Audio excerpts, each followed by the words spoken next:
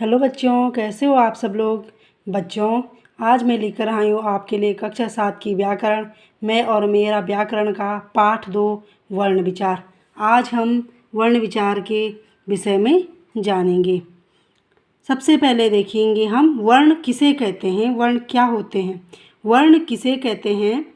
मुंह से निकलने वाली छोटी से छोटी ध्वनि को वर्ण कहते हैं। वर्ण किसे कहते हैं? मुंह से निकलने वाली छोटी से छोटी ध्वनि को वर्ण कहते हैं। वर्ण भाषा की सबसे छोटी इकाई है। वर्ण के खंड नहीं किए जा सकते हैं। बच्चों, अब मैं आपको समझाती हूँ कि वर्ण क्या होते हैं और वर्ण के खंड किस प्रकार नहीं किए जा सकते हैं। देखिए, भाषा की सबसे छोटी इकाई वर्ण है, यानी वर्ण जैसे आ, का, बा, सा, ये सब क्या है? वर्ण। जितने भी स्वर और व्यंजन हैं ये सब क्या हैं? वर्ण हैं। ठीक है बच्चों। और देखिए, आ का हम क्या खंड कर सकते हैं? आ का हम कोई खंड नहीं कर सकते हैं। इसलिए क्या है? भाषा की सबसे छोटी इकाई है जिसके कि खंड नहीं किए जा सकते हैं। ठीक है बच्चों। अब देखेंगे हम वर्णमाला। वर्ण तो एक को कहते हैं, जैसे आ हो गया, बा हो गया, सा हो गया, का हो गया। लेकिन वर्णमाला किसे कहते हैं? वर्णमाला का अर्थ है वर्णों का समूह, यानी जितने भी ये वर्ण हैं, स्वर और व्यंजन, सबका समूह क्या कहलाता है? वर्णमाला कहलाता है। वर्णों के व्यवस्थित रूप को वर्णमाला कहते हैं। वर्णमाला किसे कहते हैं? वर्णों के व्यवस्थित समूह को वर्णमाला कहते हैं। व्यवस्थित समूह यानी जैसे यदि हम लिखते हैं अ, आ, ई, उ, री, तो ये क्या है? व्यवस्थित रूप है। लेकिन यदि हम उल्टा सीधा लिखते हैं तो वो व्यवस्थित रूप नहीं है। इसीलिए वर्णों के व्यवस्थित रूप को वर्णमाला कहते हैं। ठीक है बच्चों। अब देखते हैं वर्ण। वर्ण के प्रकार। वर्ण कितने प्रकार के होते हैं? वर्ण 2 प्रकार के होते हैं। पहला है स्वर और दूसरा है व्यंजन। आज हम इस वीडियो में स्वर को समझेंगे। देखिए, स्वर वे वर्ण जिनके उच्चारण में किसी अन्य वर्ण की सहायता नहीं लेनी पड़ती है, स्वर कहलाते हैं। स्वर स्वतंत्र रूप से बोले जाते हैं।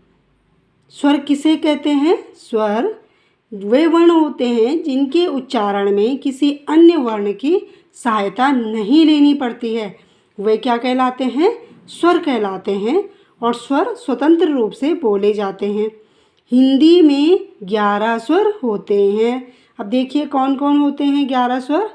अ, आ, ई, उ, री, ए, ओ, औ। बच्चों, ये क्या हैं? 11 स्वर हैं। और स्वरों के साथ जो अंग और आह होते हैं उनको स्वरों में नहीं गिना जाता है। उन्हें क्या कहते हैं? अयोग वाह। क्या कहते हैं? अयोग वाह। अयोग वाह कौन कौन से होते हैं? अंग और आह। अब देखेंगे स्वर के भेद। स्वर के कितने भेद होते हैं? स्वर के 3 भेद होते हैं। कौन कौन से? ह्रस्व, दीर्घ और प्लुत। देखेंगे बच्चों, ह्रस्व स्वर क्या होते हैं, दीर्घ क्या होते हैं और प्लुत क्या होते हैं। देखिए, ह्रस्व स्वर जिन स्वरों के उच्चारण में केवल एक मात्रा का समय लगता है वे ह्रस्व स्वर कहलाते हैं। जैसे आ, ई, उ, री।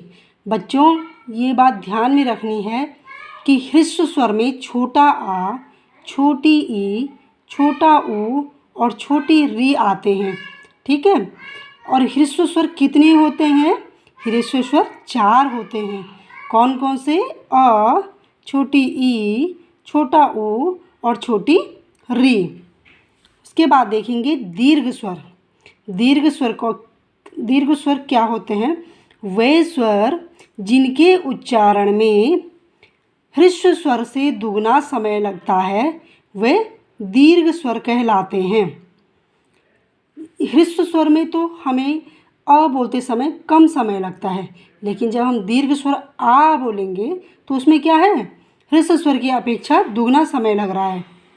ठीक है, और दीर्घ स्वर कितने होते हैं, दीर्घ स्वर 7 होते हैं। कौन कौन से, आ यानी बड़ा आ, बड़ी ई, बड़ा ऊ, ए ओ और औ। ये क्या है, दीर्घ स्वर हैं। फिर से देखिए, आ, ई, ऊ, ए ओ और औ।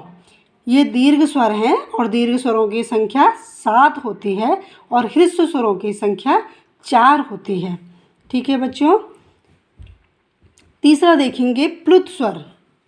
प्लुत स्वर किसे कहते हैं, वे स्वर जिनके उच्चारण में दीर्घ स्वर से भी अधिक समय यानी 3 मात्राओं का समय लगता है, वे प्लुत स्वर कहलाते हैं। और प्लुत स्वर केवल एक है। प्लुत स्वर क्या है, केवल एक है। इसका चिन्ह क्या है, एस के आकार का होता है। जैसे आप देख रहे हैं कि प्लुत स्वर का जो चिन्ह होता है वो एस आकार का होता है। जैसे हम देखेंगे प्लुत स्वर को कैसे पहचानेंगे, जैसे हम कभी आवाज़ लगाते हैं राम, तो ज़ोर से बोलेंगे राम, तो ये क्या है, ये जो एस आकार का जो चिन्ह है ये क्या है, प्लुत स्वर। जहाँ भी इस प्रकार का एस बना हुआ आता है वो क्या है, वो प्लुत स्वर है। ठीक है बच्चों। और अंग तथा अह अयोगवाह कहलाते हैं। ये मैंने आपको पहले भी बता चुकी हूँ कि अंग और आह क्या है, अयोगवाह हैं। अयोगवाह का अर्थ है कि जो किसी के साथ नहीं जुड़ते हैं। जैसे अंग और आह न तो स्वर के साथ जुड़ते हैं और न ही व्यंजन के साथ। अयोगवाह का स्थान जो है स्वर के बाद आता है और व्यंजन से पहले आता है। ठीक है। अंग को अनुस्वार और आह को विसर्ग कहा जाता है। अंग को अनुस्वार तथा आह को विसर्ग कहा जाता है। अब देखेंगे अनुस्वार। इसका चिन्ह सिरोरेखा के ऊपर यानी बिंदु के रूप में लगाया जाता है। सिरोरेखा का मतलब है कि जैसे हमने कुछ भी लिखते हैं और ये लाइन मार देते हैं और ऊपर क्या लगा देते हैं, बिंदी। तो ये क्या है, सिरोरेखा। और सिरोरेखा के ऊपर जो बिंदी है ये क्या है, ये अनुस्वार का चिन्ह है। जैसे हंस, कंघा, पंखा, पंचम, जहाँ भी ऊपर बिंदी लगी रहती है वो क्या है, अनुस्वार है। ठीक है बच्चों। उसके बाद देखेंगे विसर्ग। विसर्ग क्या है, इस ध्वनि का चिन्ह कैसा है, ये 2 बिंदी, आह के पीछे जो बिंदी लगती है ना वो क्या है, विसर्ग है। और विसर्ग का प्रयोग तत्सम शब्दों में किया जाता है। तत्सम शब्द के क्या होते हैं, जो संस्कृत से आए हैं, यानी संस्कृत के शब्द ही क्या है, तत्सम है। ठीक है। जैसे हम देखेंगे प्रातः, सुबह को संस्कृत में क्या बोलते हैं, प्रातः। तो प्रातः, इसके आगे 2 जो विसर्ग लगा हुआ है इससे पता चलता है कि ये संस्कृत का है। ठीक है। तो ये क्या है, प्रातः, अंततः आदि। ठीक है बच्चों। एक और है जो हिंदी वर्णमाला में है और हिंदी वर्णमाला में उसकी गिनती नहीं की जाती है, वो है आगत ध्वनि। आगत ध्वनि यानी ये मेहमान के रूप में हमारी वर्णमाला में आ रखा है। ये विदेशी है। ये क्या है, विदेशी शब्द है आ यानी आ के ऊपर जो चंद्र बिंदु लगता है ये क्या है, आगत, यानी ये क्या है, मेहमान है वर्णमाला में। और इसका प्रयोग कहाँ किया जाता है, अंग्रेजी भाषा के शब्दों को लिखते समय इसका प्रयोग किया जाता है। जैसे आप देख रहे होंगे कि यहाँ लिखा है डॉक्टर, तो डॉक्टर के ऊपर अर्ध चंद्रमा है, तो इससे पता चलता है कि ये क्या है, अंग्रेजी भाषा का शब्द है। डॉक्टर हो गया, कॉलेज हो गया, आप लिखते हो ट्रॉली हो गया, ये सब क्या है, ये अंग्रेजी भाषा के शब्द हैं। और अंग्रेजी भाषा के शब्दों को हम कैसे पहचानेंगे, अर्ध चंद्रमा से। ठीक है। वहाँ बिंदी नहीं लगी होती है, जहाँ बिंदी लगी होती है वहाँ चंद्र बिंदु है और ये क्या है, अर्ध चंद्र बिंदु। बच्चों आज के लिए इतना ही, और अगले वीडियो में हम देखेंगे व्यंजन के विषय में, हम व्यंजन के विषय में पढ़ेंगे। धन्यवाद।